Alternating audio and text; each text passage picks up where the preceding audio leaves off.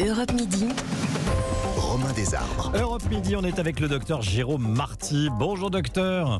Bonjour. Président de l'Union française pour une médecine libre, l'UFML. Je voulais parler avec vous et merci d'être là, de cette proposition du Conseil de l'Ordre des médecins de faire payer en avance certains rendez-vous chez le médecin ou les rendez-vous chez le médecin, parce qu'il y a 27 millions de rendez-vous médicaux non honorés, des gens qui prennent rendez-vous et qui n'y vont pas. Ça vous arrive souvent, vous, d'avoir des rendez-vous non honorés, comme on dit, des patients qui ne viennent pas? Comme tous mes confrères, entre 1 et 4 rendez-vous par jour.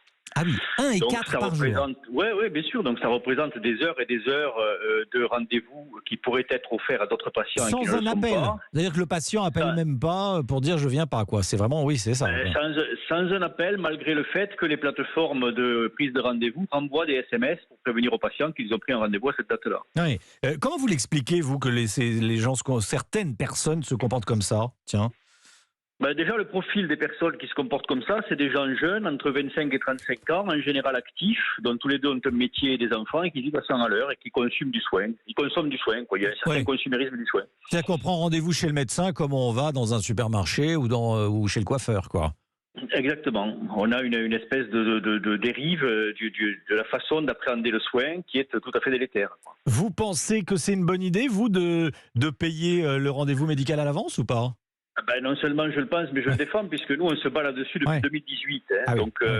Première pétition en 2018, et on a porté ce sujet-là jusqu'à la mener à la fois à l'Académie de médecine, au Conseil de l'Ordre, au gouvernement, puisque c'est sur le bureau du ministre Braun et de Madame Le Firmel-Baudot. Oui. Isabelle nous appelle de Blois. Bonjour Isabelle. Bonjour. Vous êtes complètement d'accord. Vous dites ils ont raison, ces médecins. Ils ont complètement raison et il serait temps d'ailleurs que ça ait lieu, parce qu'un rendez-vous annulé, ça prive une autre personne de pouvoir voir le médecin. Oui. Moi, je pense que c'est une conjonction de deux choses. Oui. Votre interlocuteur parlait de l'âge des gens qui font ça.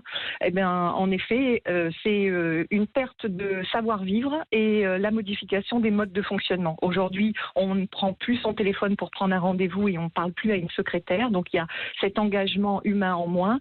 Et en plus, on s'en fiche, on pense à sa pomme, on prend un rendez-vous et puis on n'y va pas, c'est pas très grave, c'est comme au fast-food. Et en plus, comme on paye avec la carte verte, avec la carte vitale... Alors, vous disiez tout à l'heure justement que quand on sort pas d'argent, quand on sort pas d'argent de son portefeuille, c'est pas douloureux. Et c'est la même chose pour les médicaments. En fait, on va à la pharmacie, on prend des boîtes de médicaments qu'on utilise ou qu'on n'utilise pas. Mais comme finalement on ne sait pas ce que ça coûte, on s'en fiche. Mais vous savez, ce qui se passe avec les médecins se passe aussi avec les restaurateurs. Ouais. Donc on est vraiment sur une perte d'éducation, de relation à l'autre. Et dans un monde où on parle de partage et où on dit que c'est important d'être respectueux, je pense que c'est exactement l'inverse qui se passe et c'est très très très grave. Et donc oui, ça serait normal de faire payer avant. Merci beaucoup Isabelle. Jérôme Marty, en quelques mots, c'est pas un peu la faute des médecins aussi qui ont tous maintenant les applications pour prendre rendez-vous? Effectivement, il n'y a plus de secrétaire, il n'y a plus de lien humain, j'allais dire. Je crois que ces applications ont rendu le fier service, notamment pendant la Covid, où les gens ne se croisaient pas ainsi dans les salles d'attente. Ce qu'il faut bien comprendre, c'est que c'est l'équivalent de 4000 médecins sortis du soin chaque jour, à un moment où les Français ont des difficultés d'accès aux soins. Donc il faut résoudre ce problème. Ça passe par une campagne d'information et ça passe par la pénalisation des patients qui abusent. Merci beaucoup, docteur Marty. Merci beaucoup d'avoir été en direct avec nous.